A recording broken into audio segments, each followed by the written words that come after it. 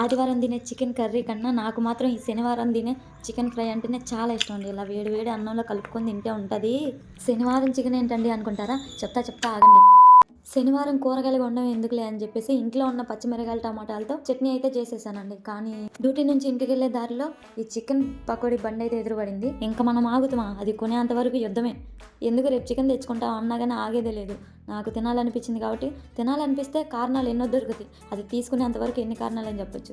చట్నీలో నంచుకొని తింటే బాగుంటుందని చెప్పేసి అట్లా చెప్పేసి తెచ్చుకున్నాను. ఇంకట్లయితేనే సాధించా కదా, అందుకని వేడి వేడి అన్నంలో చట్నీ వేసుకొని ఇంకా మనం తెచ్చుకున్న లెగ్ పీస్ వేసుకొని తింటే ఉంటుంది. మామూలుగా ఉండదండి. అందుకే ఎప్పుడు స్నానం చేయను. నేను కూడా స్నానం చేసి వచ్చి మరీ తింటున్నా. స్నానం ఎందుకు చేయాలి అనుకుంటున్నారా? అట్లనే కదండి, నాకు ఇష్టమైంది ఏదైనా తినాలనిపించినప్పుడు ఫ్రెష్గా ఉండి తింటే అప్పుడు కానీ నాకు ప్రశాంతంగా ఉండదు. అందుకే ఇలా మీరు కూడా ఎప్పుడైనా ఇలా చేసుంటే కమెంట్ చేయండి. సబ్స్క్రైబ్ చేసుకోవడం మాత్రం మర్చిపోకండి ప్లీజ్.